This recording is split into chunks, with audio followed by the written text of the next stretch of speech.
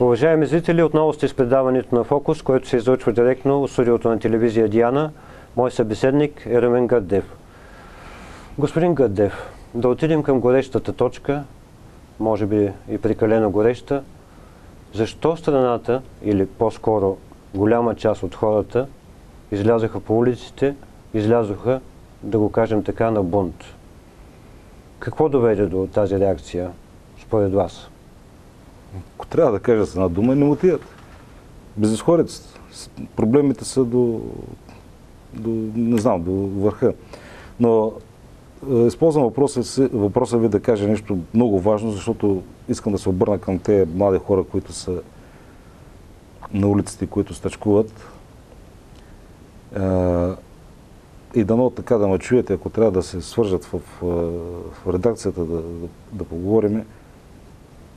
Има няколко неща, които те според мен трябва да изпълнят, за да успеят. Така. Първото е, те трябва веднага да спрат да гледат национални новини и да четат национални вестници. Защото това облъчване, което става, в никакъв случай не им подпомага. Виждате, че стачките тръгнаха против високите сметки за ток. Ако сега питаме някой точно за какво стачкуват, освен стачкуваме против всичко и искаме всичко веднага да се оправи, отговор съществен няма да получите. Тръгнахме към Велико народно събрание, тръгнахме към национализация, тръгна се за отзоваване на депутати. Не знам, много различни искания в различни посоки, което в крайна сметка няма да доведе до нищо. И точно тук е момента да им повторя още веднъж. Нека да спрат да гледат национални новини, да спрат да четат национални вестници.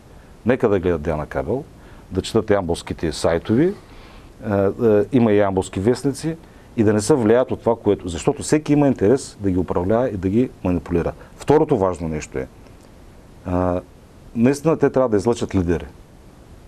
Така. Да не се притесняват. Повечето от хората, които излизат, казват, аз не съм лидер, аз съм организатор. Трябва да има лидери. Ако те не го направят, някой друг ще го направи вместо тях. Дали медиите чрез камерите ще посочат някой, дали някой, който има интерес някой да стане лидер, ще го направи. Трябва да го направят. И третото може би едно от най-важните неща, трябва да проумеят според мен едно нещо. Не е тяхно задължение да формулират решенията. Как нещата ще се оправят? Те трябва да избягат от формулировката на искаме 50% участие в ДКЕВР, в различни комисии. Така. И какво става от това? Ще пратят 10 човека, които ще влязат в системата и се канализират тези човека. Тези 10 човека. Дъвчи ще ги направи един от тях. Хората трябва да искат едно. Ако тръгват, ако се променят нещата и казват, искаме да живеем добре и сега тук, въпреки че това много напомня на един лозунг отскоро, те трябва да кажат толкова. Тези, които са ги овластили, те, които са пратени да управляват, тези, които им се плащат за това, те трябва да предложат решението. И хората от улицата трябва да кажат, да, това става, това не става. Толкова. Не е задължително да искат да бъдат всички специалисти. Хората имат право да живеят добре. Гражданина трябва да се живее добре, да ходи на работа и да се радва на живота. Това е нещо, което трябва да свърши. Съгласен съм с вас, господин Гърдев, за това, че трябва да ходи на работа и да изпитва удоволствие от живота. Обаче все по-малко е едното, т.е. все повече безработни. Щом стигнахме и до това понятие работещи бедни. Така е. И още по-малко и по-рядко е това пък удоволствието от живота, което всъщност е смисъла на всичко. Не знам доколко си съгласен с мен, но абсолютно съм съгласен. Това е голямата ценност на живота, любов към ближни и удоволствие. В днескашния брой на Вестник Делник има цифрата 600 и няколко човека, вече януари месец са безработни. Нали разбирате, че това са около... Не стана връзката. Декември месец бяха 222. Януари са 608. Това са над 20 човека на ден. При 20% вече безработица, казахме го в началото, няма да има... Но искам още нещо много важно да кажа. Нека да чуем, ако искате. Да. Трябва да я звънне още веднъж, за да е връзката в ред. За Язаки, като говорихме, тогава беше безработицата под 6%. Тогава. Да. Не, вижте, тогава то беше друга история. Да, значи нямаше криза, нямаше... Нямаше и световна криза. Да. Ало? Добър вечер. Добър вечер, господин Ненов. Важа се доктор Георги Стефан. Да, кажете, господин Стефанов. Слушаме ви. Да поздравя Румен Гърдев. Добър вечер, доктор. Нещата, които е постигнал за Ямбол, участвайки в управлението на града, на областта. Имам един въпрос към него. Може ли да се каже, че той е постигнал част от своите мечти и надежда, ако не, все още да постигне някой от тях? И да направи един малък коментар на това, което говори за влиянието на масите на улицата върху управляващи, върху управлението. Това нещо се казва охолокрация. В смисъл Тълпата, така ли? като той каза, защото това действително едва ли е най-доброто, което в момента се получава. Но въпросът ми е всъщност той продължава ли да мечтае и кои са неговите мечти? Благодаря ви много. Да, благодарим ви, доктор Стефанов. Да, и аз благодаря за въпроса. Доктор Стефанов нахвърли всъщност 2-3 въпроса. Не знам дали... Не можах, ако трябва малко да ги чуят, можа да чуя цялото. Малко тихо беше. Да. Аз също така съм разколебан дали го чух правилно. Да чуем следващия зрител. 2 пъти чух думата мечти, вашите мечти. Ще ви кажа. Сега ли ще му отговорите или по-късно? Веднага му Добре, отговоря. веднага. Знаете ли, мечтите на човек са като апетита. Винаги стават по-големи, но аз ще ви кажа директно какво мечтая. Това е естествено извън личен план, семейен план и така нататък. Мечтая да видя град Ямбол малко по-добър, с малко по-малко злоба, малко по-усмихнати хора. Наистина да бъде добро място за живеене. Сега ще чуем зрителя дали има нещо друго предвид. Не. Трябва да звънне още веднъж. Мисля, че нещо остана. Да, исках нещо друго много важно. На младите. Да, другото, което се експонира много, това е много важно също да го чуят и да го разберат. Партиите. Мръсна дума. Винаги се втълпява, че партиите са мръсна дума и те, ако забелязвате по време на стаж, ще казват, ние сме против всички партии, не искаме да има партии тук, което в крайна сметка прави услуга на властта. Защо? Веднага обяснявам защо. Не може да има демократичен процес в България без наличието на партии. И повярвайте ми... Добър вечер. Добър вечер. Слушаме ви с господин Румен Гърдев. Благодаря. В ефир съм, нали? Да, в ефир сте. Благодаря. С интерес следя вашето предаване и слушам така отговорите на господин Гърдев. Поздравявам го за начина, по който е работил за нашия град честно и безкористно. Пожелавам от тук нататък все така да работи в сферата, в която се занимава в момента. Много бих искал от него да направи един коментар, който днес специално много ме развълнува. Патриарха, новоизбраният патриарх Неофит, днеска отиде и посети господин Бойко Борисов в болницата. А в същото време бащата на 5 деца, който се самозапали в Раднево, момчето, което се запали преди няколко дни в Варна в знак на протест срещу господин кмета на Варна и групировката, която управлява Варна. Смятам, че мястото му беше там, а не при господин Бойко Борисов. Да, благодарим ви много за обаждането. Благодарим ви. Благодаря за добрите думи. Вие го направихте коментара и аз съм напълно съгласен с вас, с това, което казах. И аз мисля, че имаше и отговор на въпроса. Това е много сериозна тема. Виждате, става вече второ детето самозапалване. Трябва да помисли човек до каква степен трябва да стигне, за да го направи. Много трагичен акод. Държа, ако ми позволите само да кажа предното, защото е много важно. Аз също искам да продължим предното, защото кой направи партиите мръсна дума? Така, господин Гърдев. Някои от хората в партиите, не всички хора обаче, самите партии като партии не е мръсна дума. Искам това да го разберат младите хора. Има определени лица, които 20 години не са се сменяли. Ако погледнете тук, дори в Ямбол, от 20 години на основните партии, които са станали, общински ръководства са едни и същи. Абсолютно е така. Добър вечер. Добър вечер, господин Ненов. Да, слушаме ви. Казвам се Станимира Янева. Да, здравейте, госпожо Янева. Много ми е приятно и използвам случая да поздравя и да благодаря на човека с главно Ч, господин Румен Гърдев, който в много труден момент за моето семейство отвори своето голямо сърце. Искам още веднъж да му благодаря пред всички ваши зрители, да бъде благословен. Той е голям човек. Приятна вечер. Благодаря ви, госпожо Янева. Благодаря ви. Това ме напомня, благодарен съм безкрайно, това ме напомня, знаете ли, 96-7 година, връщам се да стигне времето, Каритас, когато създавахме, помогнахме на много трябва хора. Да говорим малко за Каритас. Каритас ли трябва да се нарича? Каритас е благотворителната организация. Което значи милосърдие, нали така? Да, точно така е, милосърдие, но знаете ли, помогнахме на стотици хора. Тогава малко благодарих. Може би дойде една жена, която живееше сама, дарахме 2 кг брашно и тя направи от 1 кг брашно сладки и донесе и каза: вие няма да ме храните с 1 кг брашно, но ми стоплехте сърцето. И тогава аз разбрах, че ако 1 на 100 ти каже благодарност, благодаря на госпожата, която се обади, се заслужава всичко, което се прави. В тази връзка го казвам. Нека да се върна само да се довърши мисълта, която наистина е важна. Ще ви помоля и нека изразите. Говорихме за това, че партиите не са мръсна дома. Най-прекият път, казвам го накратко, за да печелим време, най-прекият път е младите да влязат в партиите, да не се страхуват. Нарочно опорочиха смисъла на думата партии, за да не могат младите да странят от политиката, да не влизат вътре. Най-прекият път е този. Влезте в партиите. Няма значение коя партия си изберете. Дали ще бъде България на гражданите, дали ще бъде БСП, дали ще бъде ГЕРБ, няма значение. Влезайте вътре, променяйте общинските ръководства, оттам променяйте цялата партия.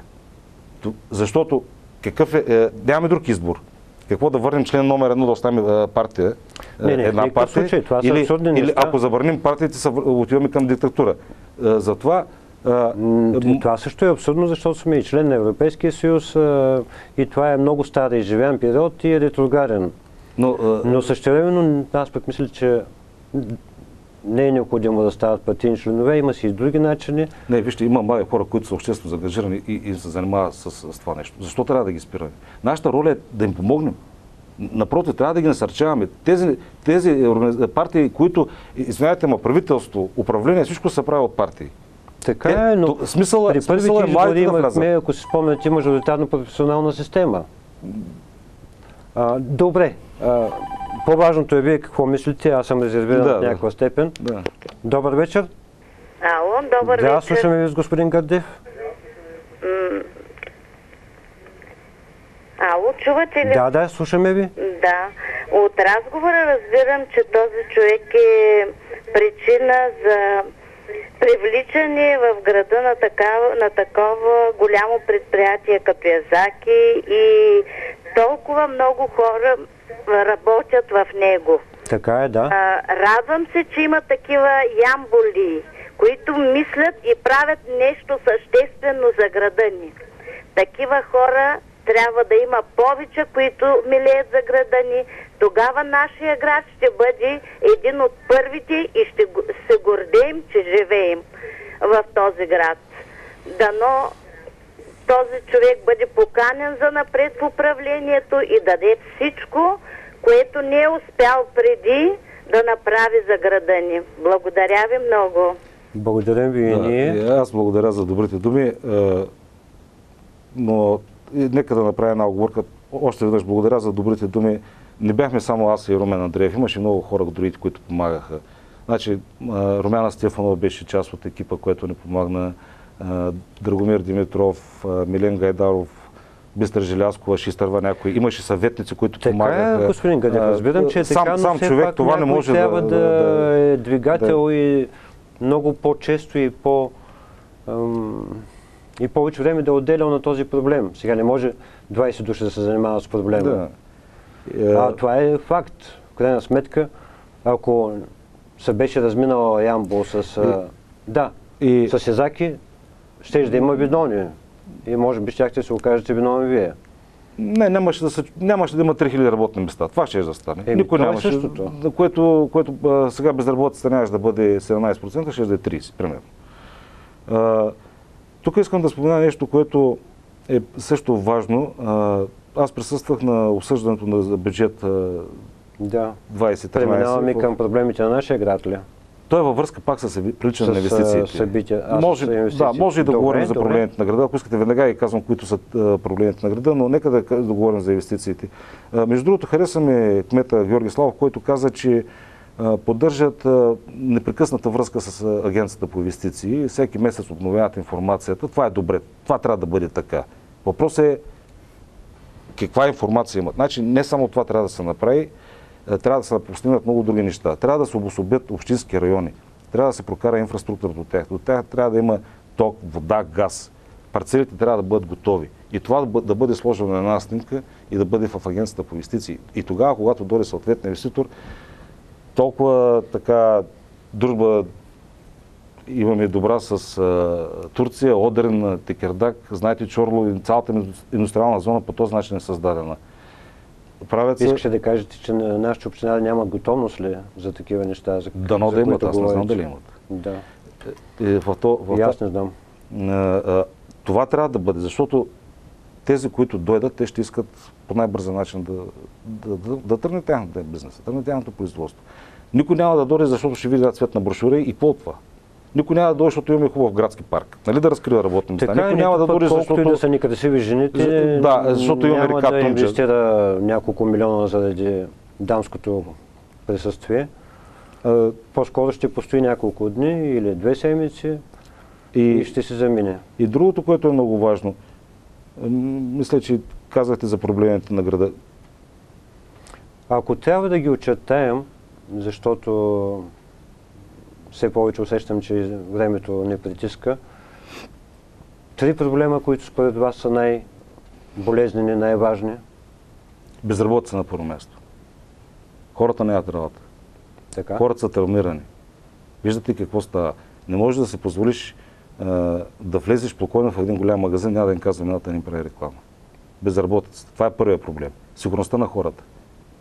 Не искам да влизам в политически схеми да кажа кой дойде на власт да се бори с престъпността, но сигурността на хората във всички аспекти, от битовата престъпност до сигурността на работа, е втория основен проблем, който трябва веднага да се реши. Тук касае цялата страна, но касае най-вече и вие имате ли визия как този проблем може да се реши с сигурността? И още преди една година, освен тези ямболски сайтови, аз се опитах да създам един мой сайт, който се казва Ямбол сега, и на него съм качил идеи и мотиви. Не само това, аз отидах тогава при тогавашния директор на полицията и му казах какво може да се направи в тази насока.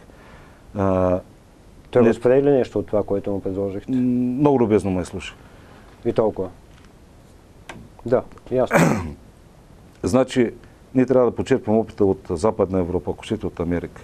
Не можем да чакаме само на полиция, не можем да чакаме само на община да работят и да действат против.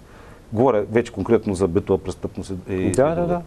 Самите хора, самите граждани трябва да се активизират. Обаче това да стане, институциите трябва да им подадат ръка и в този смисъл моята идея беше да копираме. Между другото, това го има в други градове, да се създаде неправителствена организация, която да почне работа в този аспект. Много неща могат да се свършат. Подаване на сигнали, обучение, мероприятия, агитация, интервенция и така нататък.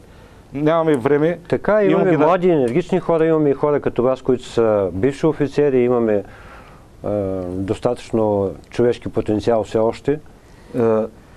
Между другото, само една скоба, връщам се назад. Когато Изак идваха да инвестират, едно от параметрите, които поглеждаха като инвеститори сериозно, беше сигурността в района. Спокойствието в района. Правили сме редица срещи с ръководството на РПУ Ямбол. Искам да им благодаря.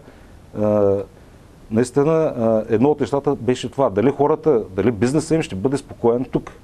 Хората, които ще работят. Да, Ямбол наистина беше за дълго време един спокоен град в това отношение. Нямаше от тия показни убийства, от тия междуособици, между банди и всякакви хулигански изстъпления. Нямаме време да ви развия цялата теза. Казах вече Казахте ми безработицата, казахте ми сигурността, третия проблем на Ямбол, от най-тежките проблеми. Съжалявам, че го кажа, на доверието към властта. Доверието към властта. Това е много голям проблем. Дигането на местни данъци и такси. Дигането на такса смет. опитах се на обсъждането на бюджета да кажа не е времето сега. Сега не сме 2006-2007 година, когато света не беше в криза, тогава, когато имаше интерес за развитие. Аз лично не приемам аргументите на сегашното ръководство на общината, което казва, ние трябва да дигнем местните данъци и такси, за да осигурим съфинансиране за големите инфраструктурни проекти и да вземем пари. Вижте, ще кажа нещо и се обръщам към кмета на града, към общински съветници от ГЕРБ и към общински съветници от БСП. Моите родители, за съжаление, са покойници. Майката на моята съпруга получава 186 лева пенсия. Тя е на 70 и няколко години. Няма да ви казвам колко е сметката за ток и как оцеляват. Кажете ми, като нея има много хора в града. Преобладаваща част от възрастните хора с такива пенсии. Затова искам няма политика във въпрос, в това, което говоря. Затова се обръщам към ръководството на града и към целия общински съвет. Променете местници, данъци и такси. Намалете всичко такса смет. Дайте възможност на малкия бизнес. Преценете къде може да се пипне, за да могат да живеят хората. Каква полза, че ще има инфраструктура след 10 години, когато след 10 години никой няма да стане в града. С 200 лева в момента е въпрос на оцеляване. Да, кризата не е предизвикал кмета на града, не е предизвикал общинските съветници от ГЕРБ, но политиката е грешна според мен. Само да довърша, има други ресурси, ще се съберат, има друг начин как да се пълни бюджета. Има други възможности. Нямаме време сега да ги обяснявам. Но не е с натоварването на малкия седне бизнес, 95% от града, работещи града, освен Езаки, са от малкия седне бизнес. Важното е, че има други възможности. Има други възможности. Това са определени такси, ако щете, ако искате с въвеждането с сина зона, спиране на колите, с променянето на други такси, които е възможно да бъдат плащани, трябва да се търсят средства. Не може сега хората са притиснати до стената. Не мога да ми вземеш и последния залък. И за съжаление, аз не приемам тази политика, която се води в момента. Знаете, че ГЕРБ има мнозинство, но не приемам и това, което направиха ГЕРБ. Те повече ги заболят, че ги преместиха офиса, отколкото местници, данъци и такси са намалени и такса смет са увеличени, извинявайте, и такса смет увеличена. Има нещо такова, може би, но и това беше един нелеп ход, една от големите политически партии на края на града. След това и ДПС отиде по същата хора. Не казвам, че е правилно. Казвам, че повече се чува в обществено пространство, че измат офиса, отколкото данъци. Това не е правото на опозиция. Ако опозицията беше излязла... Добър вечер. Добър вечер. Слушаме ви, господине. Току-що се включа в вашето предаване. Разбрах, че става въпрос за такси и смет. Да. Преди миналия месец пак се обаждах за тези такси и смет. Родителите ми са починали, жилището им е празно. Защо трябва да се плаща за празните жилища такса смет, след като никой не живее и никой не изхвърля боклуци? Да, много сте прав. Благодаря ви, господин Гърдев. Имам още въпрос. Добре. На Кралев Марко, пред блок 80, елате с камерата и заснимете казаните за смет. Да видите какви боклуци има вънка и циганите дежурят на казаните. Нашия кмет, защо ще дигат таксите, след като циганите дигат половината боклуци от казаните, разбираш ли, а пък пътновете са... Да, благодаря ви много. Зададахте два въпроса, които са сериозни. Благодаря ви още веднъж. Още нещо. Защо ще увеличава кмета на данък такси на автомобилите? Той не си оправил дупките, Кралев Марко, цялата улица става 20 години не могат да оправят. Разбираш ли, ще му плащаме, ще увеличава данък на автомобили. Да, благодаря ви още веднъж. Наистина на Кралев Марко са заокайвани от доста години. Мисля, че и при вашия мандат пак имаше немалко проблеми с тая улица. Тя си сякаш така дадена от едно време и много трудно се решават проблемите. Може би иска и повече воля там и повече характер да се отделят пари и един път завинаги да се приключи с техния проблем. Да се опитам да отговоря веднага. Боклуците, т.е. почнахме от таксата смет. Такса смет ще оставя накрая. Добре. За боклуците, които каза господин, аз съм напълно съгласен с него. Аз ще развия малко по друг начин темата. Доколкото знам, в така наречената ромска махала се опитва, трябва да има нов общински, как се казваше, план, който да узакони целият квартал, всички сгради, което означава, че те не са законни към момента. След като не са законни, те не са декларирани. След като не са декларирани, те не плащат такса смет. За циганските къщи ли? Да. Ма разбира се, че не са законни. То това е винаги било така. Кой им плаща такса смет? Кой извършва ли са почистване? Значи ние с вас се плащаме толкова за печели време, толкова до този въпрос. А първият въпрос е много важен.